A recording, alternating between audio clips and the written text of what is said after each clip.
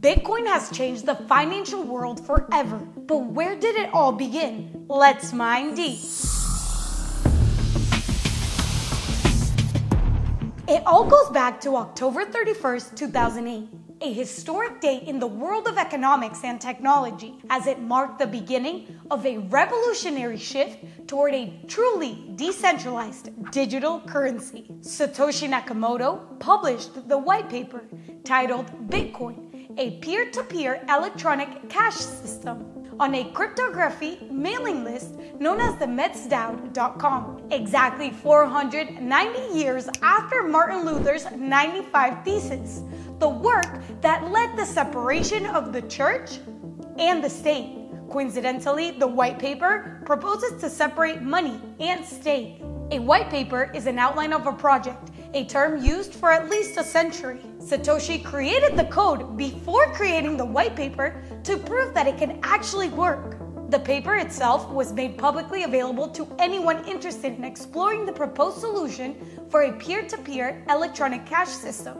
It laid the groundwork for the public development of Bitcoin and its subsequent adoption by a broader audience of developers, miners, and users. The white paper outlined the key principles and mechanisms behind Bitcoin, addressing issues related to traditional financial systems and proposing a new way for people to transact directly with each other over the internet without relying on intermediaries like banks. The white paper was just the beginning for Bitcoin, and its development has only continued to advance since its publication 15 years ago. The Lightning White Paper was released on January 14th, 2016. And just within the last year, we have seen such projects like BitVM, CivKit, Arc, and ZeroSync all be announced. So what's actually in the Bitcoin White Paper? The document itself is 9 pages containing 2,736 words, mentioning Bitcoin only twice, and cryptocurrency never. Decentralization. The paper challenges centralized financial systems, empowering individuals to transact directly with third parties. Peer-to-peer transactions. With Bitcoin, Satoshi enables direct electronic coin transfers between individuals, bypassing banks and payment processors. Ownership and privacy. With digital wallets and private keys, Bitcoin users control their funds while enjoying enhanced financial privacy through pseudonymous transactions. Escape from the central banking. Bitcoin offers an alternative to government-controlled fiat currencies, granting financial sovereignty and autonomy. Security and trust. Bitcoin security, powered by cryptographic techniques and proof of work, ensures transaction integrity and prevents double spending. Incentives. Miners are incentivized with newly issued Bitcoin and transaction fees, securing and maintaining the network. Why should you care? Because the Bitcoin white paper offers a blueprint for a financial system that grants individuals greater sovereignty over their money and transactions. It challenges the traditional central banking system by introducing a decentralized, trustless, and transparent alternative ledger. And if someone talks about the Bitcoin white paper, now you know. Don't miss Adam Backstage. First of all, how does it feel to be one of the only few people to have spoken to Satoshi? Well, it was electronic. This was in 2008. So basically nobody had heard about Bitcoin. I think I had probably the first email that he'd ever sent to anybody with that, with that handle. There was no market, the network wasn't started, it was a white paper. He was asking questions about citing the paper and describing what he was doing.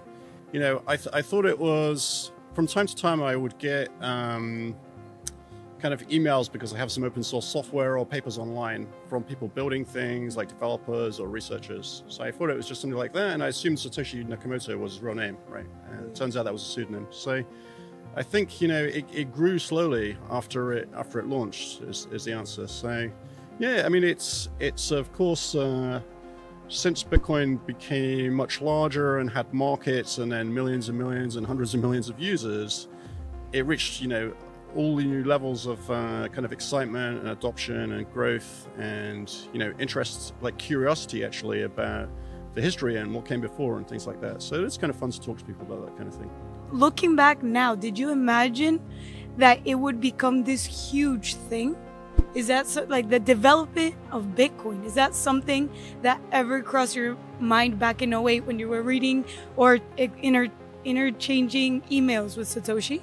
Well, I was involved with sort of hands-on and, one of the early adopters of some of the previous eCash systems. There's one called DigiCash by David Chaum, which was, maybe about 10, 15 years before Bitcoin.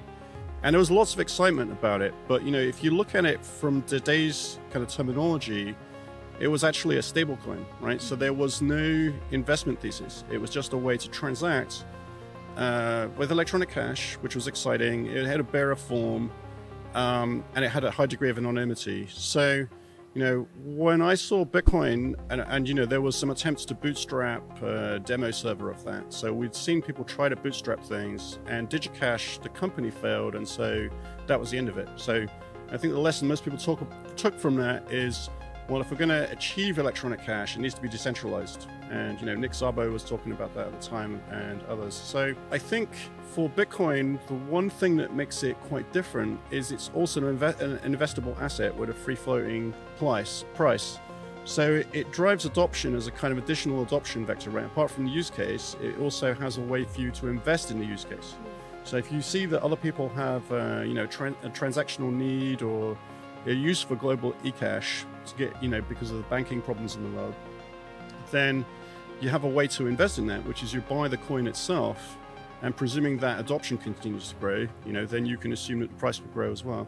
How did you get to become one of the original developers? You said he reached out to you, but do you have any theories as to why? Because of your previous work? Yeah. So I mean, actually, I was never really a software developer on Bitcoin. So I'm more of a cryptographic, applied crypto guy. So sort of protocols and cryptography and security. And I had published something in 1997, which is to do with kind of anti-spam. So there's a lot of problems with spam then. It persists to this day. And I'd hit on the idea of using a digital postage stamp to attach to the mail to sort of slow things down and create a cost to sending a mail. Because part of the problem with spam is it's free, so they can send millions of emails, and even if only 1 in a million gets a hit, they can make money on it, right? And so with these postage stamps, you'd start to add a few cents cost, and you wouldn't need a credit card to pay for it, because the cost is you run your computer and it uses electricity, right? And so as soon as that was released, it was in the backdrop of all the electronic cash, people started to think that you could make an electronic cash using proof of work. And so that kind of conversation dates back to kind of mid-1997, 1998, and from that you saw the other proposals in 98, like BitGold from Nick Szabo and B-Money from Wei Dai, and later Hal Finney's RPAL, reasonable proof of work. So, the reason he contacted me was because he was using Hashcash as part of the Bitcoin process. And did you believe in Bitcoin before Bitcoin was even a thing? Like, did you have the same beliefs? Well, I think, dating back to DigiCash, which is kind of mid-90s, and Hashcash and BitGold and B-Money, people were super excited, that were interested in this area to find a way to design and build and get deployment of an electronic cash system, because they wanted to see privacy and self-sovereignty in the internet age, right? And money is a quite central part of, all aspects of life, right? And so the excitement was there, and interest to see it get built was there, but there were sort of technological hurdles. It was difficult to do. And so I think what Satoshi did is he found, some additional clever solutions that had eluded the people trying to figure this out before. And what are you most excited to see Bitcoin do that it can't do now? Well, Bitcoin is still evolving very rapidly, so it's quite interesting to see new innovations. It's been around like 13, 14 years, and still people are finding all new designs for layer 2s, new innovations, right? And so I think there's still a lot of room for kind of market activity like trustless swaps. So Blockstream does, is one of the main developers of a layer 2 called Liquid, which is, a different layer 2 like Lightning.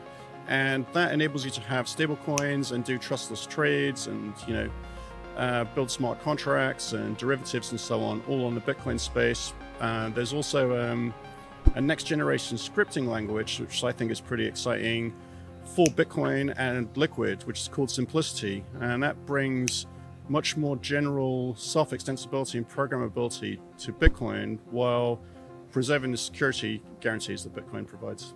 And do you have any theories that people think you are Satoshi Nakamoto? Here's a quick news recap of the week. The Sam Bankman-Fried trial has officially entered the endgame. SBF gave his testimony on Tuesday and the defense rested its case. Sam Bankman-Fried has been found guilty of the charges. We cannot confirm how many charges he has been found guilty yet of. There were 7 counts, including wire fraud, conspiracy to commit wire fraud, as well as conspiracy to commit money laundering and a number of others. But if convicted on all charges, he is facing up to 110 years in prison. Now, the jury began deliberating after a month-long trial at roughly 3:15 today. So do the math. They came to the verdict within 4 hours, just over 4 hours. That is never a good sign for the defendant. I'll tell you, even in the Bernie Madoff trial, they took 4 days to come to a verdict. The Elizabeth Holmes trial, 7 days. Now, what happens from here? We are expecting, of course, for the defendant to file an appeal.